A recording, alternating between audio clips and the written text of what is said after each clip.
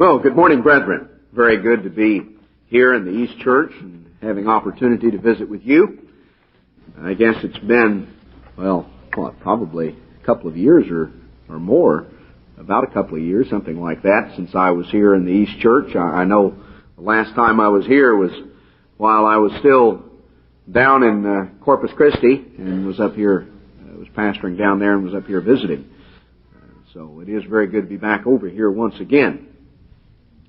You know, brethren, as we look around the things that are transpiring in the world today, having just yesterday, I'm sure many of you remember, firsthand the significance of yesterday in terms of an anniversary, December the 7th. Of course, hearkening back to December the 7th, 1941. It's interesting, I think Mr. Armstrong was meeting yesterday with the brother of the Emperor of Japan. And I don't know whether the significance of the date, I'm sure somebody thought of it before all was said and done. I don't know that had anything to do with the date the meeting was set up, but it is interesting. The things that have transpired, the things that have gone, that have happened over the course of the years. And you look now at some of the crises this nation is facing. The Iranian crisis, which drags on day after day, gone on for a number of weeks now. The great instability there in the Middle East, the threat to our supplies of petroleum imported from the Middle East, the energy crisis that we're becoming more familiar with here in this country, that we're having to deal with. And as we look at the things that are going on, and as we look at situations like Iran, where various foreign nations kind of thumb their nose at us, and we are a laughing stock. We are someone to be jeered at, to be ridiculed, to be put down. As you look at the situation that now is, and hearken back to a period of a few years ago, back in the time of August the 15th, 1945, as World War II had drawn to a close, and the United States of America stood at a pinnacle of power. The idea that some foreign nation was going to come in and take over one of our embassies and hold our ambassador and our embassy staff hostage would have been absolutely unthinkable in the fall of 1945. As the United States stood at a pinnacle of power, we possessed atomic weaponry, the only nation on the face of the earth that did. The atom bomb, which we, of course, dropped on Hiroshima and Nagasaki. The United States stood at a pinnacle not only in terms of military, but we were number one in finance, we were number one in military, we were number one in industry. And that was without question. We possessed power, and we possessed a pride of that power. The United States was looked to, it was respected. Our flag commanded respect wherever in the world it might be. Coming on down even a few years later, 1950, 1951, that particular time period, the United States, together with the British Commonwealth nations, possessed, owned outright, 60% of the world's petroleum. 60%. We didn't have any energy crisis. We owned it. And what we didn't own outright, we controlled. Because nations like Saudi Arabia, though not directly a British possession, British troops were there. They were under British and American dominance. Our oil companies were the ones that were producing the petroleum there in the Middle East. Britain controlled outright many of the nations. In fact, during World War II, Britain controlled outright most of the nations there, most of the entire Middle East. But even at that time, even a matter of 30 years ago, we own 60% of all the petroleum in the world. We own 60% of the coal, 75% of all the steel. And gold? You know, today gold has gone up, of course, over $400 an ounce, and our gold is being depleted very rapidly. Well, back a matter of 30 years ago, over 3/4 of all of the world's gold was possessed by the United States and British Commonwealth. Over 3/4 of all the gold on the face of the earth was owned by us, by our nations. Over half the world's merchant fleet tonnage flew under American or British flags. Well, that's not where we are today, is it? We see situations, whether it's in Iran, and if it's not Iran, it's other places. Iran is not some unique situation. It is unique in the sense of the degree to which it has gone, but this type of thing has been happening and has been transpiring in terms of our having other nations thumbing their nose at us. Well, today, brethren, we are facing various of these crises, and I think that we need to understand a little more clearly about how we came to achieve the pinnacle of power that we have. A lot of times we kind of have the idea, well, you know, it was American ingenuity, it was American know-how. We somehow carved this out. Because of our great foresight, because of our great leaders, because of our great system of government, we somehow carved out and accomplished all of these great things. And we look upon ourselves as having accomplished all of this. Well, that is not the way that it came about. God warned us this type of attitude would be prevalent. He tells us back in the book of Deuteronomy chapter 8, verse 7, "For the eternal your God brings you into a good land, a land of brooks of water, of fountains and depths that spring out of valleys and hills, a land of wheat and barley and vines and fig trees and pomegranates, a land of oil, olive, and honey, a land wherein you shall eat bread without scarceness, you shall not lack anything in it, a land whose stones are iron, and out of whose hills you may dig brass." God said, I am bringing you into a rich land, a verdant land, a land that is overflowing with natural resources, a land that is a rich agricultural land. It's not a desert. It's not a place with depleted soil that is rocky and barren and can't grow anything. I'm bringing you into a rich, verdant land, the breadbasket of the world. I'm bringing you into a land of great mineral wealth. I'm bringing you into a land where you will be virtually self-sufficient. That's what God says here. You shall not lack anything in it. And of course, we certainly possess that kind of land. God goes on and says in verse 10, "Now when you've eaten to the full, you've eaten and are full, then you shall bless the eternal your God for the good land which He has given you." Now, is that what we've done as a nation? We've eaten and are full. As we achieve our pinnacle, we've blessed the eternal our God who gave us all these things? Oh, no. No, you see, as we reached our pinnacle, we began to degenerate more and more in terms of morals, in terms of the basic standards that we live our lives according to. And we've seen the decades go by and the decadence of our nation from a moral standpoint increase. We've seen the ingratitude. I'm always reminded of the little sign that I saw up in a store prior to Thanksgiving that sums up the attitude that a lot of people have. A little sign up that said, "Happy Turkey Day." Now that's the attitude that a lot of people have. It's simply, they only set aside one day out of the year anyway. You know, instead of being thankful the whole time, and most people really are not, then that simply gets lost in the shuffle because they're trying to get Christmas going, and they sell more for Christmas than they will for anything else. Well, God says, when you've eaten and are full, you shall bless the eternal your God. That's when you really ought to appreciate what God has given us. Beware that you forget not the eternal your God in not keeping His commandments and His judgments and His statutes, which I command you this day. Lest when you have eaten and are full and have built goodly houses and dwell therein, and when your herds and your flocks multiply, and your silver and your gold is multiplied, and all that you have is multiplied, then your heart be lifted up, and you forget the eternal your God, which brought you forth out of the land of Egypt from the house of bondage, who led you through that great and terrible wilderness. It goes on in verse 17, "And you shall say in your heart, My power and the might of my hand has gotten me this wealth. We have carved it out. We have accomplished it. We, as a nation, have accomplished great things. Oh, you shall remember the eternal your God, for it is He that gives you power to get wealth.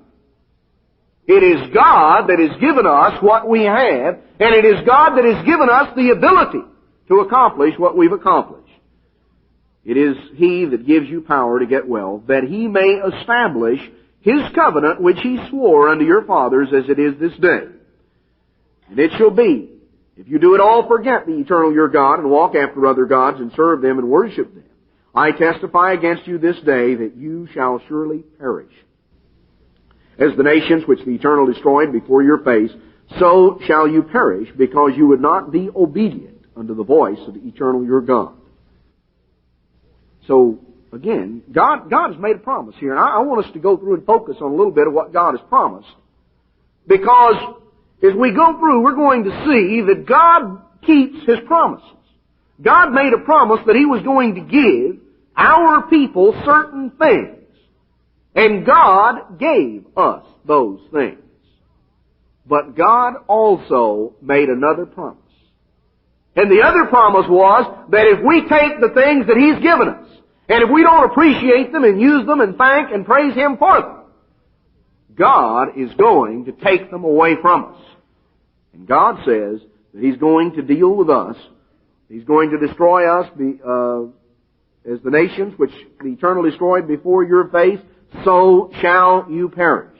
Just as those nations were driven out, were reduced down in population, were herded away, so are we going to be. You know, that seems pretty far-fetched. That seems pretty far out. That's hard for most people to believe and to accept. Now, we say that we believe it. We say that we understand it in God's church, but I wonder sometimes how much the reality of it comes home to us. Because we live in our land, and most of us, you know, if we can go to the pump and we can buy gasoline, well then obviously there's no shortage. The shortage begins when I can't get any. You know, that's when it's bad.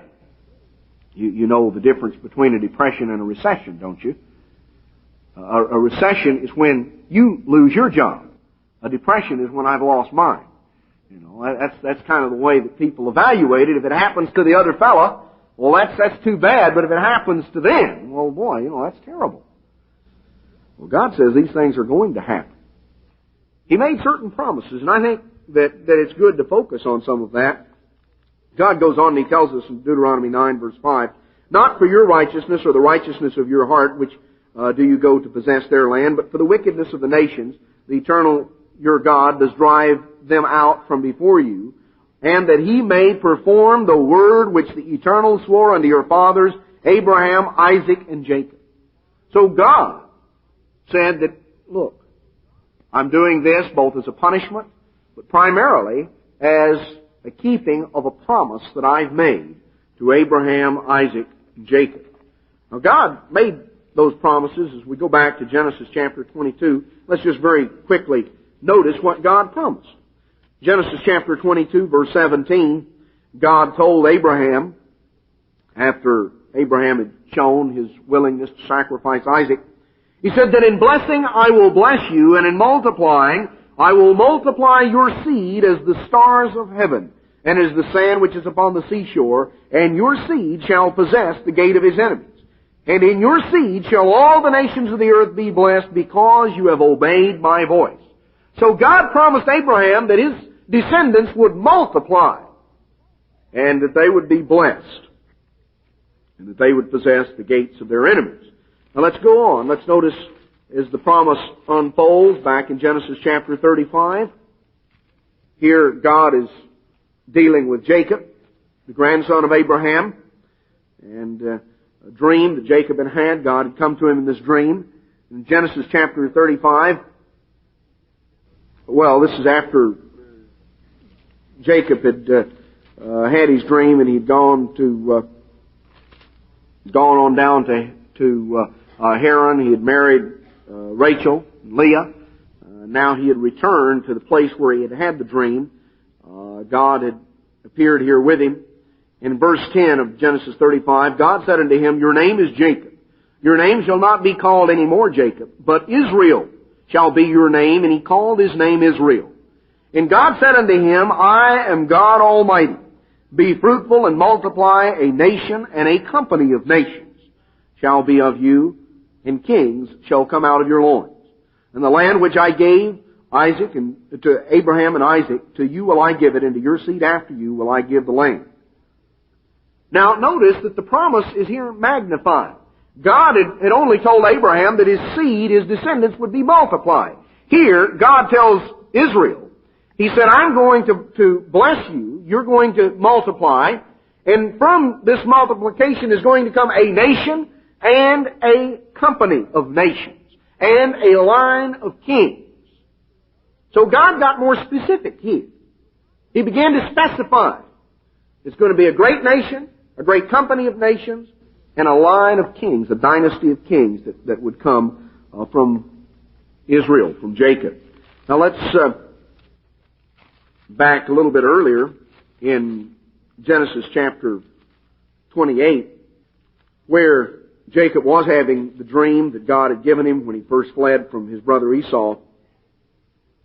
God appeared to him in Genesis 28, and he said, verse 13, Jacob saw this ladder, and behold, the Eternal stood above it and said, I am the eternal God of Isaac, of Abraham your father, and the God of Isaac. The land whereon you lie, to you will I give it, and to your seed. And your seed shall be as the dust of the earth. And you shall spread abroad. You shall spread abroad. To the west, to the east, to the north, to the south, and in you and in your seed shall all the families of the earth be blessed.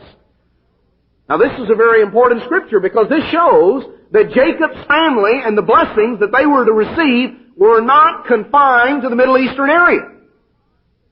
God made a promise here that this, when you understand Genesis 28, that the nation and the company of nations would not just be right there in the Middle Eastern area, that they would spread abroad.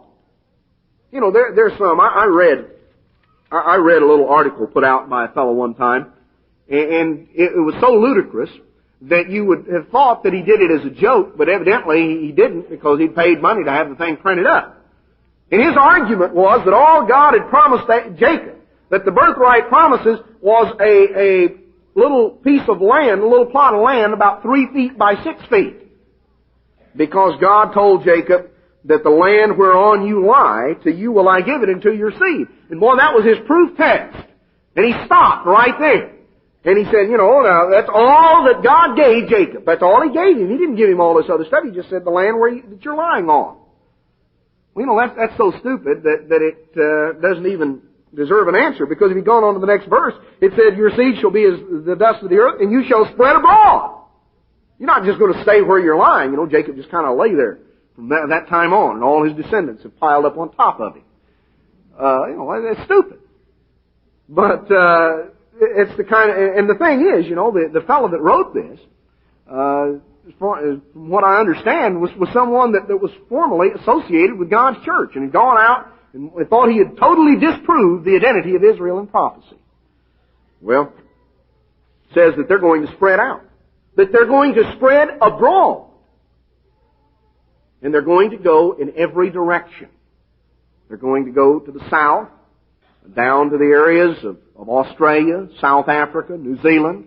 They're going to go to the north, up in the area, of course, of Britain and in northwestern Europe, to the east and the west, scattering around the world to the Americas, going on across to the Orient, scattering abroad.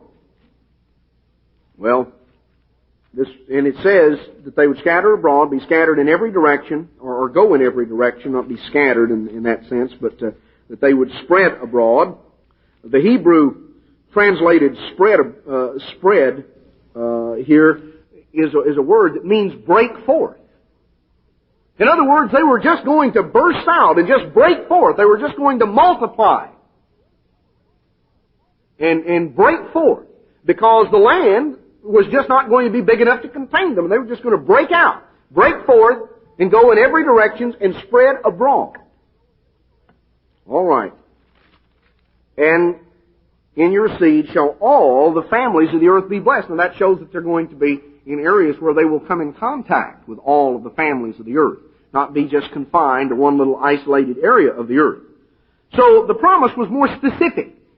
It was told that they would break forth and go into every major area of the earth, that a great nation and a company of nations would come from the descendants of Jacob. Now when you go on back to Genesis 48, you find where Jacob, Israel, on his deathbed, had called for his two grandsons, the sons of Joseph, Ephraim and Manasseh, to be brought in before him. And he laid his hands on the boys' heads and blessed them. In Genesis chapter 48, verse 15, he blessed Joseph and said, God, before whom my fathers Abraham and Isaac did walk, the God which fed me all my life long unto this day, the angel which redeemed me from all evil, bless the lads, and let my name be named on them. Now, who does the name Israel apply to? Primarily, it applies to Ephraim and Manasseh. That's what he said. Let my name be named on them. Now, we just got through reading back in Genesis chapter 35, where God said, your name is Jacob. Your name shall not be called any more Jacob, but Israel shall be your name. And he called his name Israel. So God changed his name to Israel and said, your name shall be called Israel. And here, Israel, prior to his death, says, let my name be named on them, in the name of my fathers Abraham and Isaac, and let them grow into a multitude in the midst of the earth.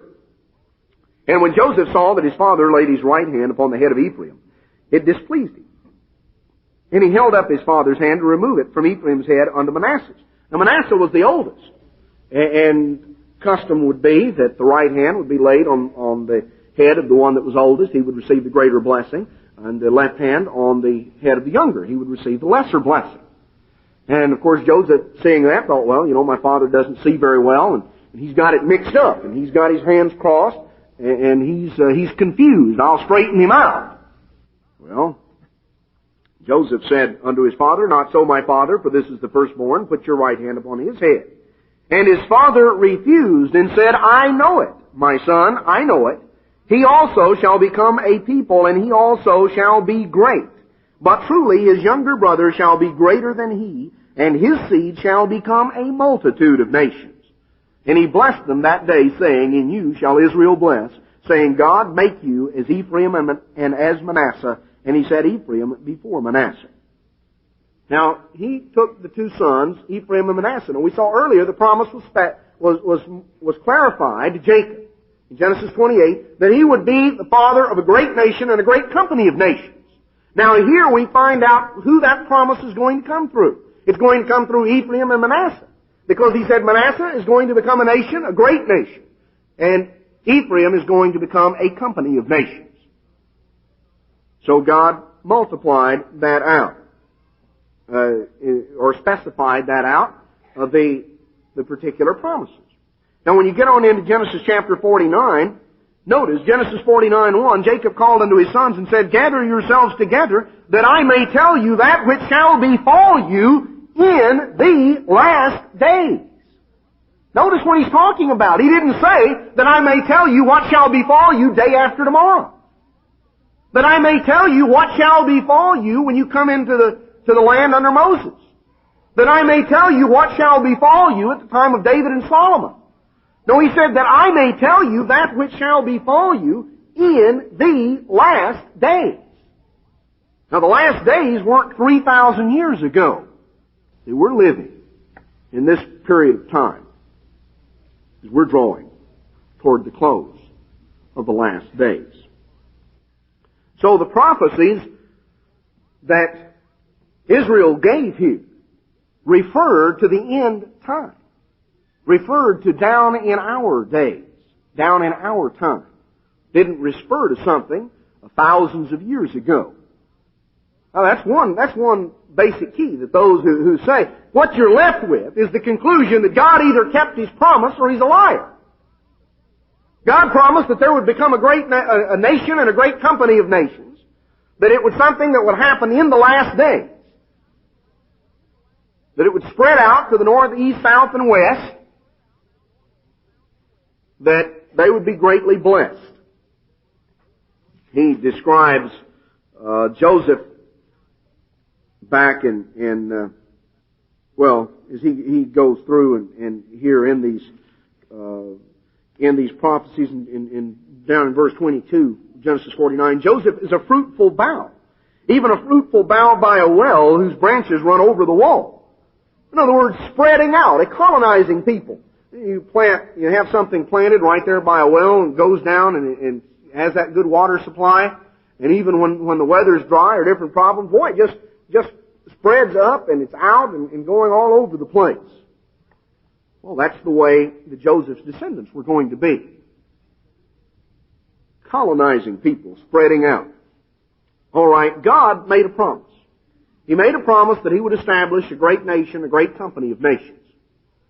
Now, sometimes because of the time we focus in, we seem to think, actually, we've received the greater blessing. We're number one. Now, He made specific here in Genesis 48 that Ephraim was the one that received the greater blessing. Manasseh would also be a great people. What we sometimes fail to realize, we look at the period and the time that we're aware of, we've stood as number one. But what we don't look back on and realize is that Britain stood as number one for a lot longer period of time than we did. One is the number one power of the world from the time of the collapse of Napoleon. From the time of the collapse of Napoleon at the end of the Napoleonic Wars in 1814, 1815, from that time on, Britain stood as the dominant power on the face of the earth on up through the period in the aftermath of World War I. The United States began to rise up, but even then, militarily, the United States had not built up. And you look back, during the period of the 20s, and we depended on Britain's fleet to kind of patrol the waters and to protect us. We had not built up in that way. Really, it was you were approaching World War II, and as we began to build up for World War II and really gear our industry up, that we achieved the same position as Britain and on beyond, because Britain began to go on the way down. See, in the aftermath of World War II, we had basically achieved parity prior to that time, or right around the time of World War II. By the time World War II was over, we were still on our upswing, and Britain had already begun on their decline. They began on their decline in the aftermath of World War II. And our period of dominance, of world dominance, is somewhere in the neighborhood of about 30 years. Or maybe a little longer if you want to go. You can perhaps say 40 years. But if you want to figure, from 1940 to 1980, I don't think you can even say that we have lost and gone backward to the point that we're really not standing as number one. Now, we rank as number one in certain categories, but there are a number of categories we no longer rank in number one in. We don't even rank as number one in per capita income in the world. We have begun to go backward, and God has began to break the pride of our power. But Britain achieved a power that lasted for a longer period of time, and a greater dominance. We have also had a dominance. Now, a lot of times we go through this and we're aware of it, and yet we are sometimes unaware of the degree to which God intervened to give us what we have. We seem to think, well, yes, God made these promises, and God said, I'll give you these blessings and I'll make this great nation and this great company of nations. Sometimes we don't realize that God is the one that gave us what we had. We did not manage it on our own. I want to read you a quote from a book, A History of England and the British Empire, talking about the American War for Independence.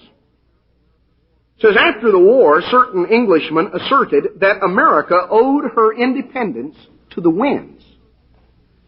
Quote, this is a quote of one of the leading Englishmen at the time.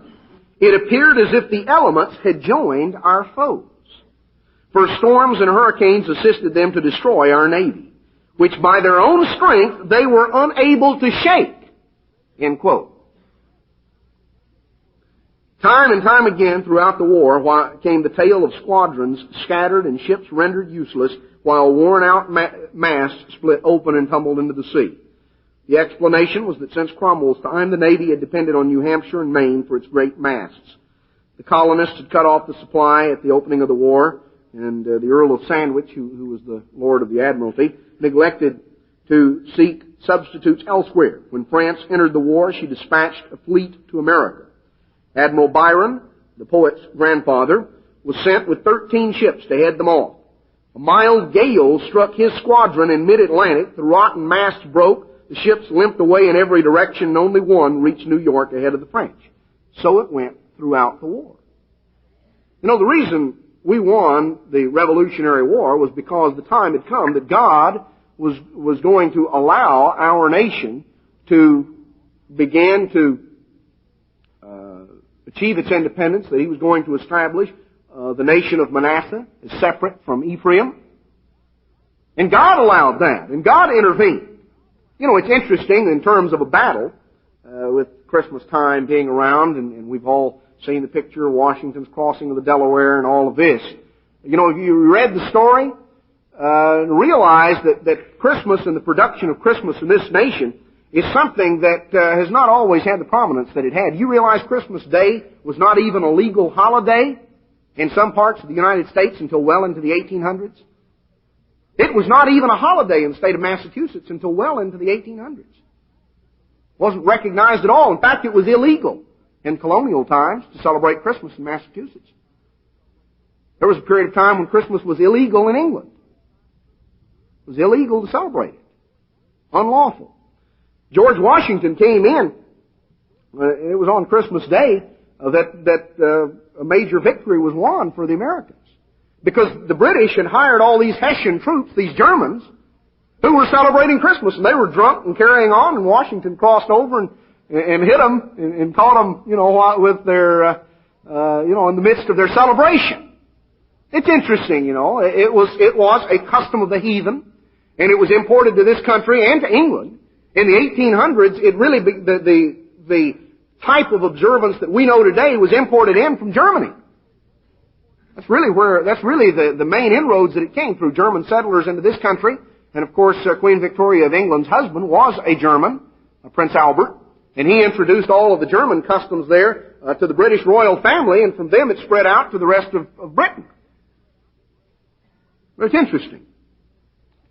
God intervened in the case of the weather. Just as God had sent a storm to destroy the Spanish Armada and to protect Britain from the dominance of Catholic Spain, so that Britain could break away from the Catholic Church and could establish an independence, and the power of the Catholic Church could begin to be broken, so that God could bless Ephraim and allow them to rise. Just as God had intervened with the weather at that time, God intervened with the weather during the period of the Revolutionary War and scattered the British Navy so that they could not really supply their troops, that they could not intercept the French coming over. And God allowed us to have that victory. When you look through at what we've done for instance, the Louisiana Purchase, which doubled the size of the United States, the single largest territorial acquisition the United States has ever had, it was not because we had such great foresight and great forethought that we were going to go and we were going to get this great land. Thomas Jefferson had sent an emissary over to Napoleon to negotiate the purchase of the port of New Orleans. That's all he wanted. He wanted an outlet on the Mississippi River into the Gulf so that we could move our material, our commodities, from up in the what was at that time the northwest part of the United States, the areas of up around the Great Lakes, and in that area, the areas east of the Mississippi, so that we could move it down the Mississippi for commercial purposes. So he wanted an outlet. He wanted to buy the little port right there at the tip of the Mississippi. Well, the negotiations dragged on, and finally Napoleon said, look, I won't sell you the port of New Orleans, but I will sell you the entirety of the Louisiana Purchase. I'll sell you the entire French territory of Louisiana. And you know something? We almost didn't take it. We thought it was too much money. Congress debated on it. Jefferson gave the go-ahead to go ahead and sign. Of course, the Senate had to ratify the treaty. There was great debate. There were states that threatened, up in the Northeast, that threatened to secede from the Union if Louisiana were purchased. They thought that was terrible. A waste of money.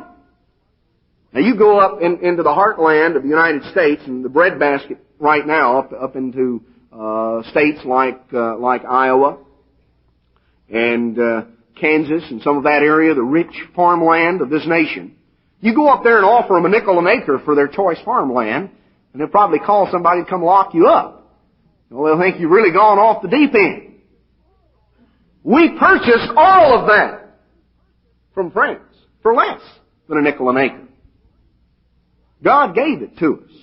God dumped it in our laps, and we were almost unwilling to take it. Look at Texas, where we are right now. It was not because America somehow had the forethought to go out and to try to get this and to accomplish it. Do you realize Texas tried to join the Union for 10 years before it finally got in? I mean, you go back and study the history of Texas and the Texas Revolution. Starting off simply as a revolution against Texas was, of course, part of the Republic of Mexico. Santa Anna threw out the Mexican Constitution, the Republican Constitution, and made himself a dictator. And a revolution came up, and Texans of both Anglo-Saxon and Spanish descent were in a fight against Santa Anna and against the dictatorship that he had established. The final result of it was Texas became independent and became an independent entity. Texas applied to join the Union to sign a treaty with the United States and to become a part of the United States, and it was turned down. Congress refused to allow Texas in the Union. They didn't want it. You know, Massachusetts, if you go back and read history, Massachusetts almost seceded from the Union. There was almost a breakup of the Union over the issue of letting Texas in. And of course, after Texas came into the Union, Mexico went to war with the United States, and we wound up and had the rest of the Southwest dumped in our laps. When you go through and you study it out, and you realize that God worked these things out, that God gave us things in spite of ourselves, things that our leaders did not have the foresight to go and to see, or some of them did, some of them had a little more foresight, but it was something that we had not carved out because of our great ability. Same thing as with Alaska, you know. It's called Seward's Folly back in the 1860s when William Seward, who was Secretary of State, made a treaty with Russia to purchase Alaska. Seward's Folly, Seward's icebox. We didn't want it. We thought that Russia had really taken advantage of us on that one. Well, of course, you go on down. The same thing. Look at the way Britain came into their empire. Do you realize, I'm going to read you another quote from this book, this History of England, that Halifax, Nova Scotia, which is a city there, of course, in Canada, was the only community in America founded by direct action of the British government? Do you realize there is only one community on the North American continent founded by direct action of the British government? Britain didn't set out to carve out an empire over here. They were, some said that Britain stumbled into their empire in a fit of absent-mindedness. And that's basically what happened. Well, there it was. There was only one community in the entire North American continent started by direct action of the British government. When you come on down to the way in which Canada became a part of Britain, the 7 Years' War ended with the Treaty of Paris early in 1763. France withdrew completely from the mainland of North America. England received all of Canada, Cape Breton Island, the rest of Nova Scotia, together with the region between the Alleghenies and the Mississippi. Now, the 7 Years' War was not fought over territorial possessions in the New World. It was fought over issues in Europe. And the colonial acquisitions were simply a byproduct of it. But the thing that's interesting is Britain wound up with North America, wound up with all of this territory in North America, with all of Canada, as a result of it. But there were many who argued, this is in the British Parliament, that it would be better to take the sugar island of Guadeloupe instead of Canada. While the latter would, quote, color the map red, end quote, in impressive fashion, Its scanty trade in beaver skins would not offset the burden of defense and administration, whereas a sugar island would mean immediate profits, even though it were only a dot on the map. Now, there was a major debate. Britain didn't want Canada. They wanted the sugar island of Guadalupe, which you'd have trouble finding on a map. And the reason they didn't take it, the final decision in favor of Canada, was influenced by a lobby of powerful British planters of Jamaica, who did not want another sugar colony enjoying imperial privileges.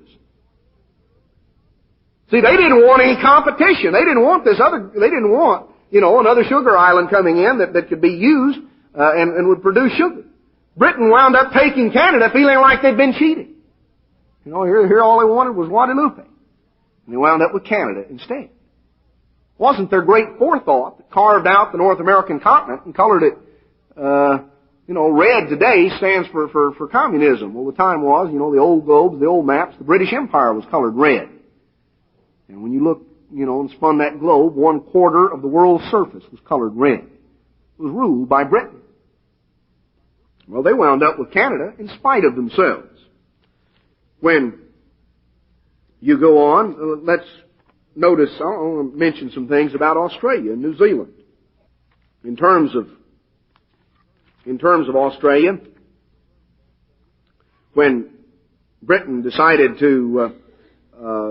they had a surplus of prisoners. They needed to get rid of some prisoners there in England. The jails were overfilled. And so they decided that there was an island that had been discovered, an island continent, actually Australia. And they used it as a penal colony. There was no intention of establishing a normal colony of settlement. So this began in the spring of 1787 with an expedition which included 750 combats and 750 convicts and some Marine guards. So this was the beginning of Australia. The government simply continued to think of New South Wales simply as a dumping ground for criminals for half a century. But before the colony had been long started, a captain of the guards noticed that the land seemed suitable for sheep raising and sent back for some merino sheep whose wool commanded a high price because of its fineness. From that date, Australia's main source of livelihood began. In 1851, boom days suddenly came to Australia, just as the keen eye of an army captain had laid one foundation of Australian prosperity by deciding that the land looked good for sheep raising. So now a prospector, fresh from the mad gold rush in California, decided that there might be gold in the hills of New South Wales. He was right. Gold was found not only in Bathurst, but also in various other parts of Australia. There were barely a 250,000 colonists in Australia at the beginning of 1851. Within a decade, an additional 500,000 had joined them. The colony of Victoria alone jumped in 5 years from 70,000 to 333,000 inhabitants. The discovery of gold, it was said, precipitated a colony into a nation. And you look at the way that God has done that. If God had simply told our people, said, look, I'm going to bless you, and I want you to overspread and take over this whole continent. I want you to spread out and take over all of Australia. I want you here on the east coast of the United States, I want you to spread across all the way to the Pacific. And up in Canada, I want you to do the same thing. I want you to spread out from one end of the continent to the other. Down in South Africa, I want you to spread out and take over not just the little port on the tip, but take over the whole southern part there of Africa, the area of South Africa. Well, they would say, "Oh, God, you're trying to kill us." Well, there are Indians out there, and there's desert. Well, there are Aborigines there. There's all kind of problems. There are snakes, and we'll probably get killed. No way. Well, we're scared.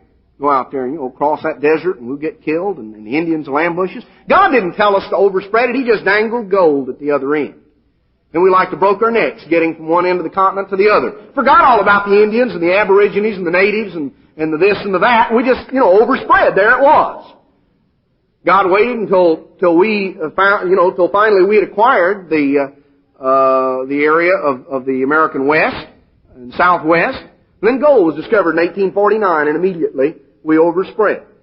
The gold rush was on. Then in 1851, the same thing with Australia. Of course, Canada had their own gold rush that overspread and brought them to the west. So you had God's way of getting our areas colonized. Now, going on, I want to read a little more. The home government long resisted efforts to bring New Zealand under the British flag. Originally, the islands had been placed under the jurisdiction of the governor of New South Wales, but later England tried to free herself from even that slight implication of governmental responsibility. So New Zealand went its lawless way until the actual planting of regular English settlers necessitated more definite control.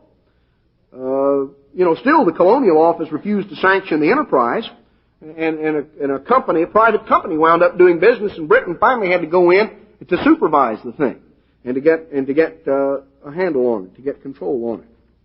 Well, you could go on. I want to read one other thing concerning the Suez Canal, one of the great gates that God gave our people.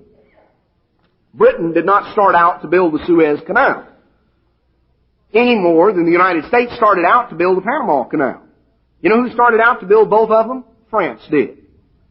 It's interesting, by the way, France, of course, the descendants of Reuben, who was the firstborn, who forfeited his inheritance because of certain problems that he got into, forfeited the birthright, had it taken away from him. It's interesting to note that France has been everywhere before Britain and the United States have been, and what they have tried to carve out for themselves fell through their hands. Think about that. Just realize that. They were in North America first. They had that. They had Louisiana first. They were in Australia first. They were in India first. They tried to build the Suez Canal. They tried to build the Panama Canal. They have been everywhere first, trying to carve out an empire for themselves. And their empire fell through their fingers, right into the lap of the United States and Britain, who weren't trying to carve out an empire for themselves, who were simply stumbling along, and God was giving it to them, because He'd made a promise to Abraham. The first step talks about the purchase here in when the Suez Canal was built. The shares, about half the shares, belonged to the ruler of Egypt, the Khedive Ishmael, who was a vassal of the Sultan of Turkey. His predecessor had received these shares in return for a grant of a franchise to a French company which completed the canal in 1869 under the supervision of a French engineer, and for providing enforced Egyptian labor in its construction. Ismail was now bankrupt, and the French bankers were not eager to advance more money to the spendthrift monarch. Disraeli, who was the British Prime Minister, saw his chance. Without consulting Parliament, he asked the great Jewish banking house of Rothschild for nearly £4 million with which to purchase Ismail's canal shares. When questioned as to the security, he replied, the British government. Disraeli received the money, bought the shares, informed the Queen that they belonged to the British Crown, and then sought parliamentary sanction for what he had done. Of course, this led into British occupation of the Nile Valley and ultimate British control over the entirety of the Suez Canal. Britain, anyway, they wound up with control over this, and so you look, and we come on up to World War II, which was a very crucial time, and it was British control of the gates of her enemies. British and American control of the gates of her enemies, and of course Britain possessed more of those than the United States did, but we certainly possessed portions of them, possessed the Suez Canal, which was crucial. It was a very crucial thing there in World War II. And of course, the fact that Britain controlled the Middle Eastern oil fields. And this was a major issue at that time. Of course, those of you who read about it or who remember at the time Rommel's march across North Africa, heading for Jerusalem, the Middle East, wanting to take the Suez Canal, wanting to cut off Britain and their empire in the east from the Mediterranean. Well, it was because of the blessings that God had given us and the prosperity that He had given us, the things that God had promised, that God gave us in spite of ourselves, that God gave us because He promised it to Abraham. And so, as the time came, God had said back in Leviticus 26 that if you don't appreciate, if you sin against me, I will punish you for 7 times. Now, when you go through the Bible, you find that the term time, times, and half a time is used to be equivalent to 1,260 days or 42 months. The terms are equivalent. 3.5 years, time, times, and a half a time. 1,260 days, 42 months. All these terms are equivalent. Now, 7 times is twice that many, isn't it? 2 times 3.5 gives you 7. So 1,260 days was time, times, and a half a time. 2,520 days would be 7 times. When God said in Leviticus 26, I will punish you for 7 times, we find, of course, that that's exactly what happened. 2,520 days, prophetically, which, according to Numbers, a day is a year in prophecy and prophetic fulfillment. 2,520 years from the time that Israel of old went into captivity, 721 to 718 B.C. 2,520 years later brings you to 1800 to 1803. In 1800, the United Kingdom of Great Britain and Ireland was proclaimed. In 1803, the Louisiana Purchase was acquired. And the United States and Britain began their ascent to greatness. Well, the thing that we need to understand is the fact that we achieved and acquired what we have because God gave it to us. But God tells us God made some other promises right along with some of this. Back in Deuteronomy 28, God says in verse 14, you shall not go aside from any of the words which I command you this day, to the right hand or to the left, to go after other gods or serve them. But it shall come to pass, if you will not hearken unto the voice of the eternal your God, to observe to do all His commandments and His statutes which I command you this day, that all these curses shall come upon you and overtake you. Cursed shall you be in the city, cursed shall you be in the field, cursed shall be your basket and your store. And he goes on and he talks about the curses that are going to come. Just as faithfully as God promised blessings, God also promised cursings. Well, he goes on and he describes what God is going to do, the diseases that are going to come, the fact of verse 37, you shall become an astonishment, a proverb, and a byword among all the nations. Has God made us a byword among all the nations? Have we come to that point? Well, just go and look, what's going on in some of these foreign nations. The United States, the term America, is virtually an epithet to many of these nations, certainly many there in the Middle East. God goes on and He talks about verse 43, the stranger that is within you shall get up above you very high, and you shall come down very low. He shall lend to you, and you shall not lend to him. He shall be the head, and you shall be the tail. Moreover, all these curses shall come upon you, and shall pursue you, and take you, and overtake you, till you be destroyed, because you hearken not unto the voice of the eternal your God, to keep His commandments and His statutes which He commanded you. And they shall be upon you for a sign and a wonder, and upon your seed forever, because you serve not the eternal your God with joyfulness and with gladness of heart for the abundance of all things. Therefore shall you serve your enemies, which the eternal shall send against you in hunger and thirst and nakedness and in want of all things, and He shall put a yoke of iron on your neck until He has destroyed you. God says, look, I blessed you and I prospered you and I poured out things on you.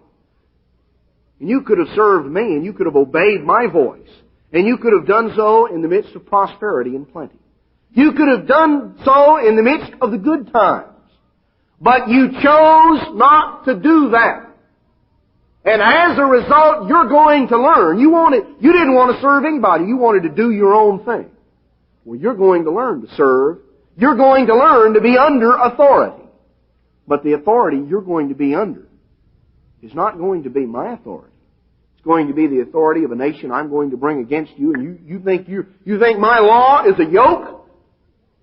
America's filled with preachers that tell you, the law of God, that's a yoke. That's a yoke of bondage. You're going to find out what a yoke of bondage is going to be, brethren. You know, this nation is going to find out what a yoke of bondage is. God says they're going to have a yoke of iron on their necks. And if they don't want to serve God in abundance, they're going to serve foreign masters in hunger and nakedness and deprivation and want. And they're going to find out what a yoke is. We're told back in Ezekiel chapter 2, a message really primarily for us is this work. God said in Ezekiel chapter 2 verse 3, Son of man, I send you to the children of Israel, to a rebellious nation that has rebelled against me. They and their fathers have transgressed against me even unto this very day. They are impudent children and are stiff-hearted. I do send you unto them, and you shall say unto them, Thus says the Lord Eternal. Now Ezekiel didn't go to the house of Israel. The house of Israel had been taken into captivity over 120 years or 130 years before Ezekiel wrote. They were captives. They'd been settled in the cities of the Medes up above the river Kabar, up between the Black and the Caspian Sea. And that area, going on up even into the area known today as the Crimea.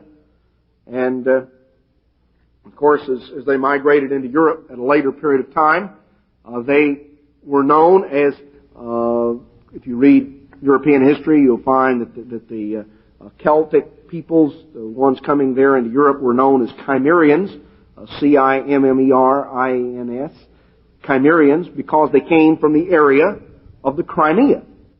Well, that is the area, if you check a Bible map, a Bible atlas, that was the area of the cities of the Medes. That's where God had placed them. And just as God had prophesied, God told Ezekiel in Ezekiel chapter 4 that the Israel would bear their iniquity for 390 days, each day for a year. Now, from 721, the original fall of Israel, 390 years later brought you down to 331 BC. And it was 331 BC when Alexander the Great conquered Persia and freed the house of Israel, thus allowing them to migrate into Europe. You know, it's interesting. God said they were actually in this period of captivity, this 390 years, there from the time that Israel fell, went into captivity. They were settled in the cities of the Medes until Alexander the Great smashed the Persian Empire and in 331, and the slaves of the Medes and the Persians were freed, and of course that is the time that the Celtic peoples began moving on into Europe. When you read European history, it talks about the great influx, of the great invasions or the migrations of the Celtic peoples beginning around 300 BC. That is the period when those people began to come into Europe. And they came from the area of the Crimea. And through that area, and they crossed the Black Sea and came into Europe. That's when the Gauls migrated into France.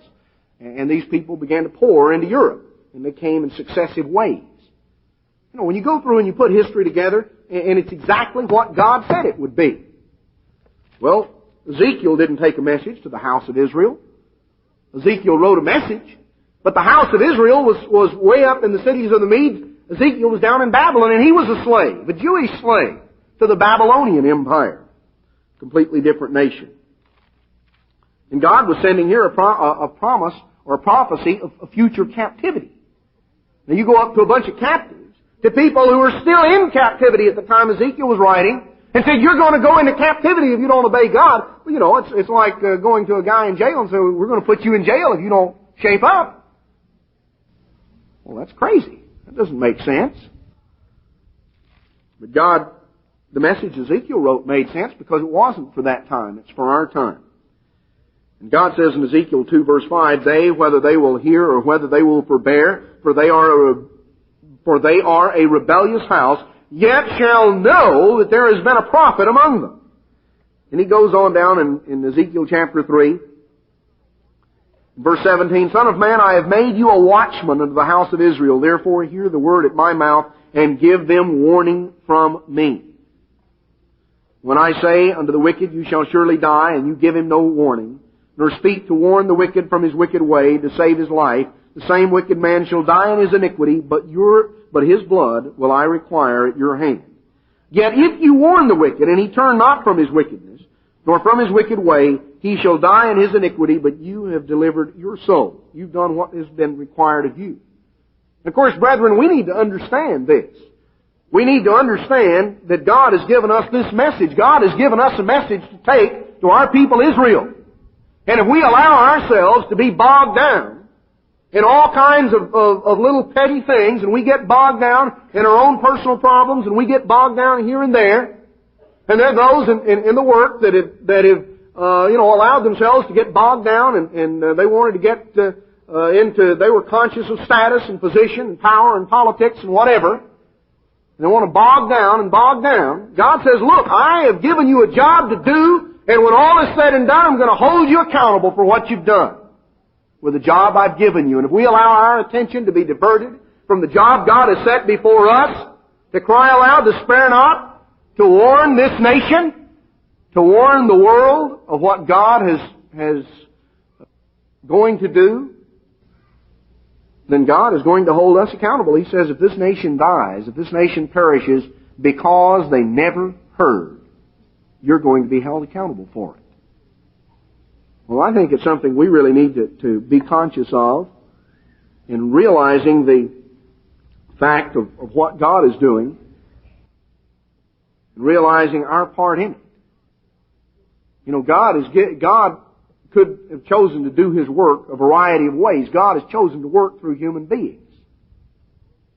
You know, Christ said, I could raise up stones to be children to Abraham. Well, you know, instead of raising up stones, God has chosen to do it the hard way. He's used clods instead. You know, we didn't. That's where Adam came from. You know, he was a clod. He was dirt, red mud, and God made a man. Well, God has chosen to do it the hard way. He's using us, but that gives us a tremendous opportunity. It gives us a tremendous responsibility. It's something we need to be conscious of. God goes through, He prophesies of the things that are going to happen in Ezekiel 7. He talks about the captivity, the fact that going to come in Ezekiel 7:14. They've blown the trumpet even already, but none goes forth to battle. For my wrath is upon all the multitudes thereof. The sword is without, the pestilence and the famine is within. He that is in the field shall die with the sword. He that's in the city, famine and pestilence shall devour him. You know, there are those that think, well, the way to escape all the plagues and all the problems is to go out to the country and get yourself a place and raise your own food. Well, that's fine. God said, if you're in the field, you'll die with a sword. Somebody will kill you. You might not be close to people, so maybe the pestilence doesn't get you. You might have enough food out there for you to do it. You know, in the city, the famine and the pestilence will devour you. If you're out in the country, somebody will come out and shoot you for what you have. So you can take your choice.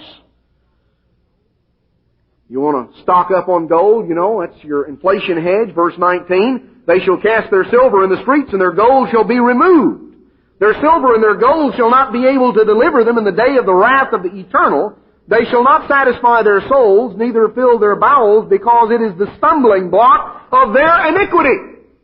It's the stumbling block of their iniquity. As a nation, we worship the God of materialism. That's the stumbling block of our sins to begin with.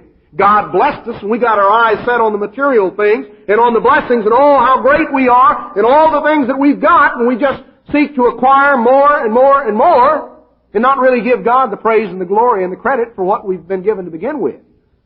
I realize, you know, there are things in terms of functioning in today's economy. Obviously, you know, we use money, and if you have a few silver coins or even some gold coins or something, that's fine. But if you think that you're somehow going to stock up on food and on gold and you're going to survive the coming crash, well, you've got another thing coming, because God tells what's going to happen when the real crash comes. You know, to function in today's society, and as long as society remains intact, that's fine. That's one thing. But to think that somehow you're going to, by physical means, preserve yourself in the time of wrath that is ahead, you're kidding yourself. Won't work. God says it won't work. Time's going to come when the people that have their hoards of gold and silver are going to cast it into the streets because it won't buy them anything. Because there won't be anything to buy. You know, gold is fine as long as you've got something you can trade it for. But when there isn't any food, then all the gold in the world is not going to create food out of thin air. And you can't eat the gold. Well, God says, going on in verse 22, or let's pick it up in verse 21, and I will give it into the hands of the strangers for a prey, into the wicked of the earth for a spoil, and they shall pollute it. My face will I turn also from you, and they shall not pollute my secret place, for the robbers shall enter into it and defile it. Make a chain, for the land is full of bloody crimes, the city is full of violence. Wherefore I will bring the worst of the heathen, and they shall possess their houses. I will also make the pomp of the strong to cease, and their holy places shall be defiled. Destruction comes, and they shall seek peace, and there shall be none. God says, you know, the land is filled with bloody crimes. Just violence and murder, intrigue, just one thing linked to another, cause and effect, on and on it goes. Talks about that our wealth is being dissipated. It's given into the hands of strangers. And of course, while we possess 3/4 of the gold on the face of the earth a matter of 30 years ago, we don't possess that now. We're very quickly losing what we have, giving it away. You know, it's interesting. Of course, the Arabs are the ones that have actually been buying up a lot of the gold and gradually getting that. It's interesting if you look what they've done and what it amounts to. They've taken one mineral of scarce quantity, of limited amount, one scarce mineral, precious mineral, oil, and in effect, they've traded it for another mineral of scarce mineral, a precious mineral of limited quantity, of which no more is being manufactured, that is gold. Now, when the trade is complete, they have the gold and we have the oil. We will have used the oil and they'll still have the gold. You know, they'll be ready to go again. They'll still have something that everybody wants. It's interesting, if you want a comparison, to go back to the book of 1 Kings. 1 Kings chapter 10. Now, Solomon, the reign of Solomon, was a little bit of a foretype of the blessings that God ultimately poured out in the end time on Ephraim and Manasseh. But the reign of Solomon was when Israel reached their height and the greatest percentage of the birthright blessings that they received at that time. But it was because of the sins of Solomon, the kingdom was split and it began to go downhill. And finally, sins got worse and worse. God took them into captivity, and the whole giving of the birthright was postponed for 2,520 years. But notice what Solomon had. In 1 Kings 10:14, now the weight of gold that came to Solomon in 1 year was 666 talents of gold. Now, the note here, the marginal note, states that this was about $20 million of gold, but that, you remember, was a note that was made back when gold was $35 an ounce. You multiply it over 10 times now. In other words, this is talking about over $200 million worth of gold every year that came into Solomon. That was how much gold he was receiving on a yearly basis. Over $200 million worth in today's value terms. Well, it didn't take Solomon long to amass quite a fortune. But it's interesting in terms of what that fortune accomplished for him. Back in 1 Kings 14:25, it came to pass in the 5th year of King Rehoboam, who was Solomon's son, that Shishak, king of Egypt, came up against Jerusalem. And he took away the treasures of the house of the Lord and the treasures of the king's house. He even took away all. He took away all the shields of gold which Solomon had made. And King Rehoboam made in their stead brazen shields. You know, had to debase the currency, so to speak. Had to move down to brass because they didn't have any gold anymore. You looked at one of our quarters lately. You know, we've kind of gone downhill too, haven't we? You know, God gave Solomon that gold. Solomon didn't really appreciate where it came from.